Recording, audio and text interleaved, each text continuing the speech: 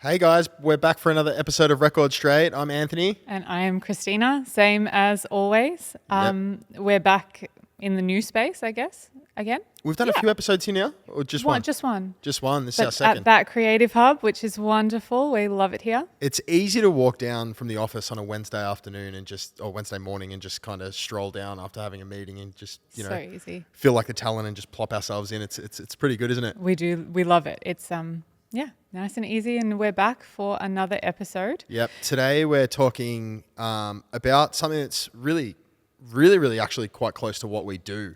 Daily And what we love. And what we love. The topic of artist management versus artist consulting, and going through the differences between the two, but also the similarities between the two, and how it can benefit all different types of artists. Yeah. And what the independent artists that are listening could potentially pick up on if they do want to be represented, or Totally. it might find with a new model of consulting that it suits them better.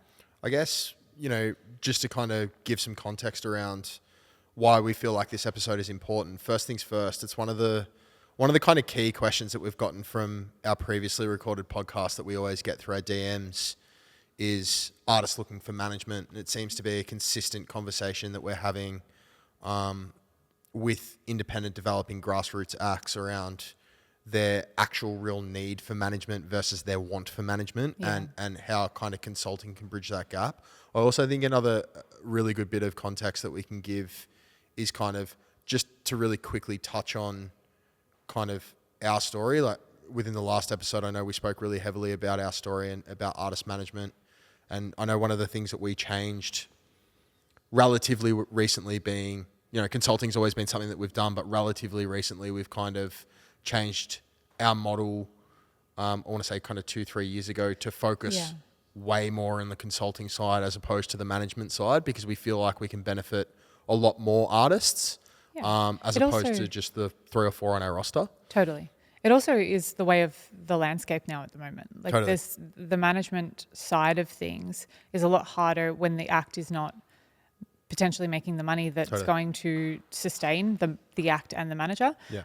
It also, there aren't that many opportunities for artists now that will need a manager that they can't do themselves. 100%. So I think, should we touch on what a manager is and what a consultant is, and then we'll go from there? Let's you go what a manager is. I feel like this is going to be the episode where we might disagree on a few different things, but it's because that I like the management side. side. And I think I love management too, and I definitely want to be a manager. I just think that it's not overly viable.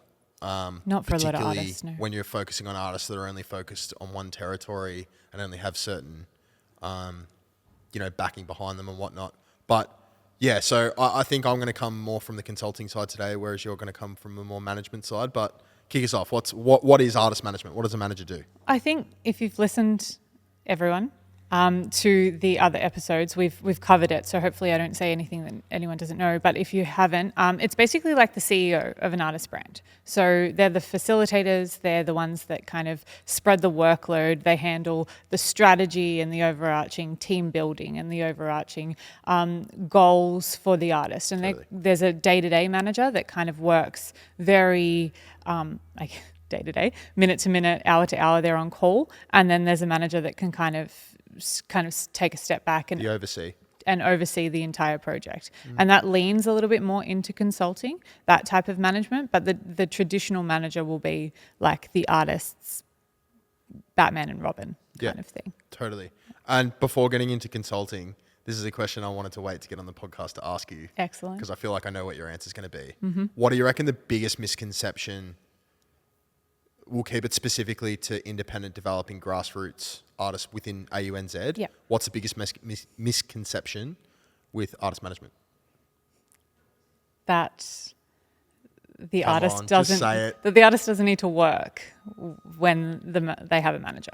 Yeah. And I think that's why a lot of artists that in that level do want them, is because they would want to handle the creative side, which I understand. As an artist, you want to just focus on the music, but in this day and age, it's just not it's not viable that you don't have an overarching understanding of your entire brand and what that looks like months and months and years in advance. Yep. And a manager can only help facilitate those goals. They can't be the one to do the work for you. Yeah, totally. Is that what you thought I was going to say? Yeah, pretty much. And I think adding to that, I think the misconception is that, you know, a manager just performs the roles that the artist doesn't want to do. The artist either doesn't want to do or doesn't have access to. You know, as you said, the manager is essentially the CEO of the business, creating a business.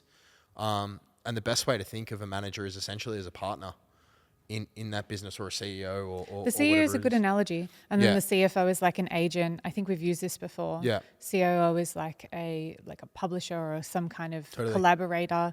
But essentially, and what we did when we were in management, we kind of did everything, but it was mostly about managing the expectations of the artist, the income of the artist, the opportunities of the artist, and delegating, and the team. Yeah. And the team that builds around them. Yeah. And that's where I was going to get to with my misconception, is that it's generally, from an artist perspective, it's manager first, then we get the label, then we get the booking agent, then we get the, you know, whoever it is, when in quite often for in this day and age, it's actually the other way around. The manager really should be the last thing to jump on board, because they act as the delegator between separate things. This again depends on the artist, Totally. But yes, I agree. And sorry if any labels are watching, but like there isn't really a need for a label anymore. There still is somewhat a need for a manager, because an artist can't do everything themselves when they get to a certain point. But I think for the artists that are watching, you know, grassroots, developing, independent, they got to do a lot of work themselves to be able to facilitate a manager being on board. And I guess that's a pretty good segue in terms of upskilling themselves into consulting. Totally.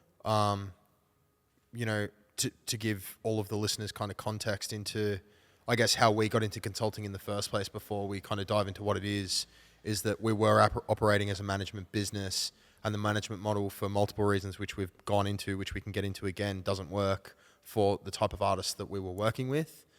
And one half of the story. Yeah. One half of this, yes. Well, I'm doing consulting, you're doing management, so This is where we're at. But, you know, consulting seemed to be, for us, that situation where we could get our tentacles spread across, you know, an artist project. It would benefit us in terms of, number one, the fee that we would get would be remunerated for the work that we would do, but the actual value that we could offer was at a lot higher of a rate, because it was more about upskilling artists, I think. And we could do a lot more, as you said. Absolutely. A lot more artists. A lot more artists work in a lot wider of a scope, and it was a lot more sustainable as a business, but also sustainable for the artist moving forward, in my opinion. Yeah. I think the biggest difference between, and again, this is all kind of my opinion, you're probably going to disagree with some of this. No, I agree.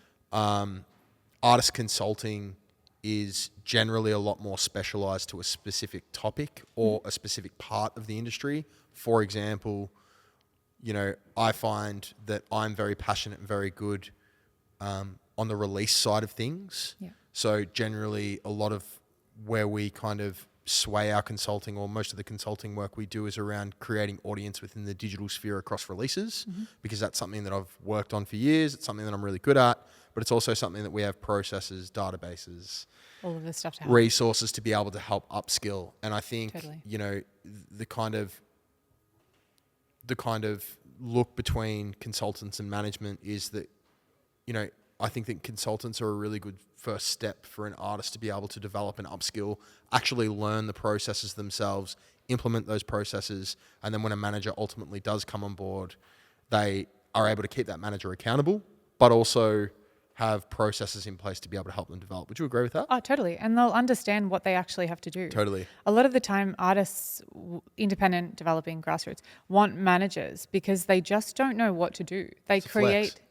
Well, yes, but also the poor things, like, no one gives them a guidebook. Totally. So they know how to make the music, and they're creative, and they understand performances because that comes naturally. But then, you know, they don't have something or someone that tells them, this is how you get to where you want to be. And that might be, I want to do a live run a tour. I want to get a collaboration with a clothing label, and I want to get a publisher all within a year, which is achievable for a lot of artists that are at the top end of that independent space. But if they don't know how to do it and they're afraid to reach out, or they're nervous about their email, or they're like, of course they're not going to want to. And that's where our consulting is beneficial as well.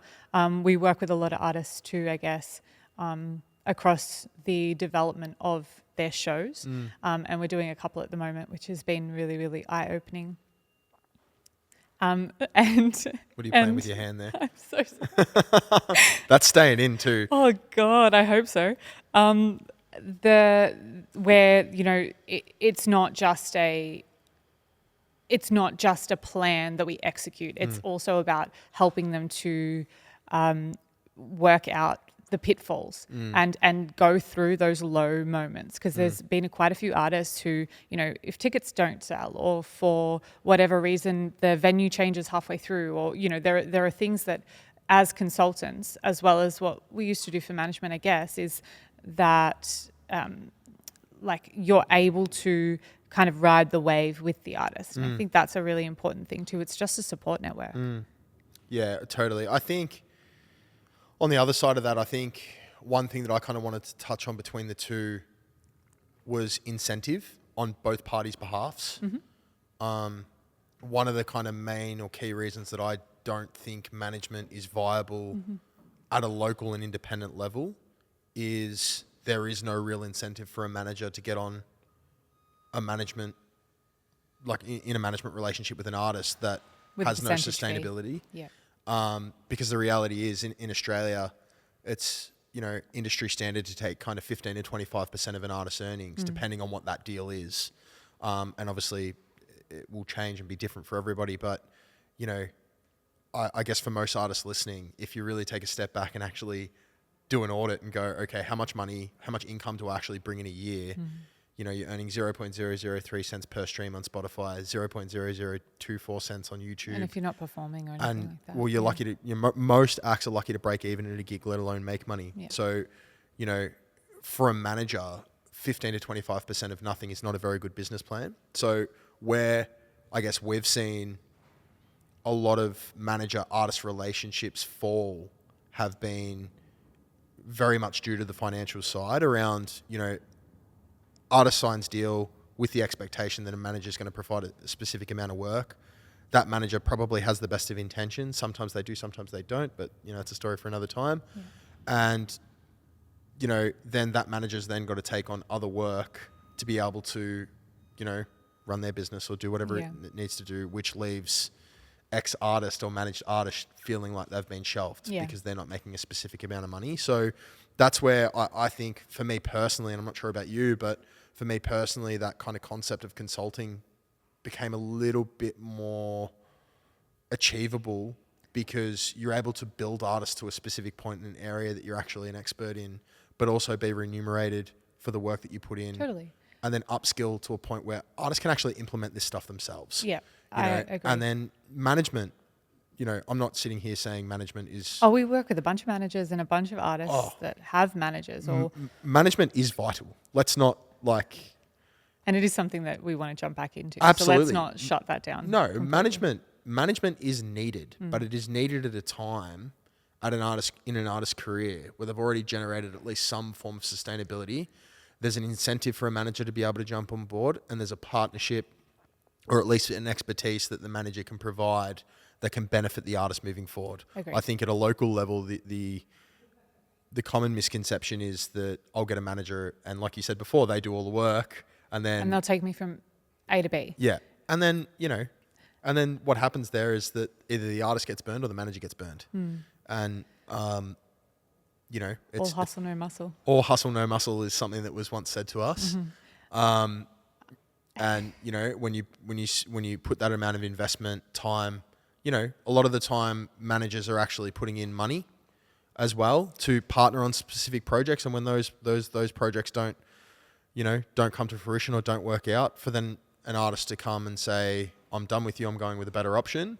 It's never a good feeling. No. But then again, for me, it's one of those things where, yes, consulting is a little bit more transactional, but it does allow that artist to be able to upskill, which is value for them. And it's for me at a local level, it just feels like it's a bit more of a even trade. It also doesn't, a lot of artists don't think that a manager is a better option is because they say, well, consultants are getting paid and so you don't have to care about they should. No, but you don't have to care about my project. You have to be invested. And so if you're more invested, then your 15% will be earned and then you'll work harder for that 15%. Yeah. And I think that it's just something that needs to be said, that if you're trusting someone and paying them to do a job, then they're going to do the job correctly. That trust needs to be earned, yes, but it's why are you paying them if you don't trust them to do the job? And I think that I don't know, because I don't really talk to a lot of the artists that's you, but I know that that's something that's a lot of people have said, is that why should they trust someone who's getting paid, which is a very interesting concept. Why then trust a manager? So I just wanted to make a note, because artists will be listening and going, yeah, we understand your opinion, blah, blah, blah. But what can we give them as steps to be able to either build into consulting and what we offer, which I know we don't want to plug, but also what consultants can offer, I think, and then what they need to be doing in order to get a manager? Like, where does that point get to? I think ultimately it's really about what you need, right? Like it's less about kind of what they're working towards, more about what they're lacking in. I would say. I agree. Particularly with consulting. To answer the question about management, I really think it should really build to a point where if an artist can't really do all of the things that is required of them, really do it though, not say that they can't do it and not have any processes in place. If they have all the processes in place they're releasing music, they're communicating that music to an audience that's likely to care, they're bringing in some form of income, and that income can be through touring or through, whatever the strength or weakness is of their project. If they're then struggling to be able to then do their base function, that's, in my opinion, would be a good time to start outsourcing to a manager. I think consultants are a little bit different though. I think consultants more so come in at a specific time within a project to help upskill. So it could be upskilling in any area. It could be upskilling in release plans. It could be upskilling in the touring side. Consultants generally have a different area of expertise, whether it be, mixing and mastering. I know that we're going to talk to Nick from Panorama in the next couple of episodes. Or whether it be in release plans or label services like people like us, consulting can kind of come in where there is a lack of understanding to help upskill. So I think the main difference is like one's about upskilling, one's about actual development and partnering. Would you agree with that? I agree. So artists, get your pen and paper out, please. And the action list for you to either want to get into get a consultant on board or a manager on board, kind of have a really solid plan. Like, I am so big on 6, 12, 18, 24 month plans. I just think that if you don't know where you're going nowhere. Have a really good understanding of what your goals as an artist overall will be and what you want, and then work backwards. If I want to be a songwriter and that's how I want to make my money and my career in this industry, how do I get there? Go and talk to publishers, go and talk to sync agents, go and intern, go and learn, write with as many people as possible, develop a community of people that you're going to write for. It's as simple as understanding your strengths and doubling down on your strengths. Totally, and what you want. So that would be my recommendation. I also would kind of urge, if you want to get management, have an understanding of where your financial funnel is going to come from. If you're a really strong songwriter, excellent. Get songwriting credits on a bunch of stuff. It's not as easy as that. Develop a CV. Start to work out what that looks like. If you're a really strong performance artist, then go and make a list. Like, we work with artists who have Monday boards that are filled with festival pictures and all of the different ones that they want to go to because they're a band that wants to perform.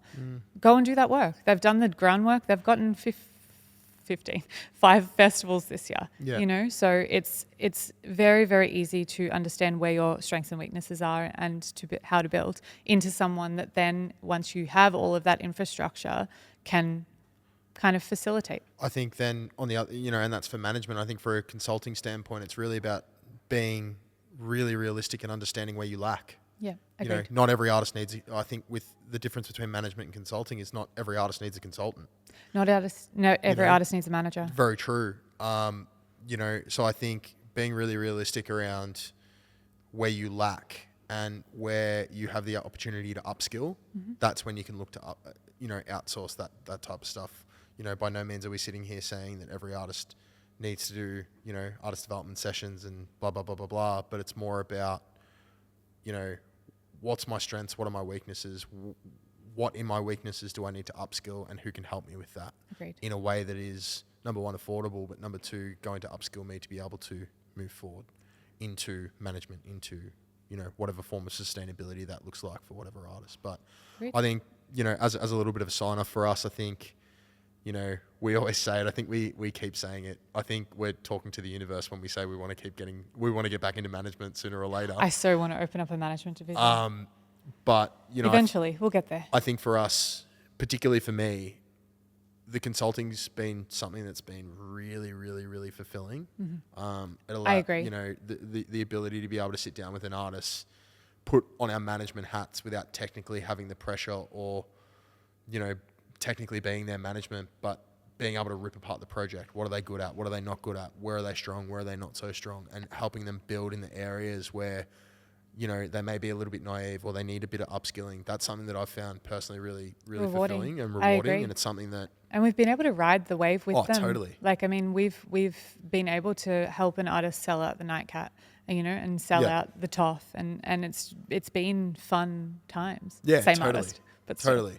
But not even that. Like it, even if it just, builds to putting on their first headline, or, building to a point where they're putting out their first... Or building their community. Or building their community, building up an email. It could be any of that stuff. I think the beauty of this is that, and I think another reason why consultants are really important, if it was easy, there'd be a uni course that was actually relevant. And I'm not here shit talking, universities or anything like that in terms of artist development, but the reality is that in a we all know you don't like it. Well, in a format that's consistently changing, and I don't mean to swear here, but what the fuck's a course going to do? Yeah, I know. This is a different podcast. This is a different podcast, but what's a course going to do? A music industry course going to do when the music industry is changing every 3 months? Yeah, you're right. It's irrelevant. So, I think the ability to have a consultant that is on their toes, works within the industry daily, understands the changes or potentially understands where things are moving is very powerful. And yeah, it's something that I don't know about you, but I really want to keep it going. And I love the consulting. It. So, absolutely. Oh, absolutely. Absolutely. I love it. But yeah, so I think that's enough of our rambling today. What do you reckon? I agree. Yeah. I think moving forward, we're going to start getting some more guests on, which is very, very exciting. It's not going to be just us. It's not going to be just us. Probably relieving for a lot of people. Like, holy shit, thank God. It's not just going to be these two. Fuck me. How annoying are they? Especially Christina. Yeah, especially me. But yeah, we're looking forward to continuing to kind of, just shine a light on some music industry stuff, breaking down some different things.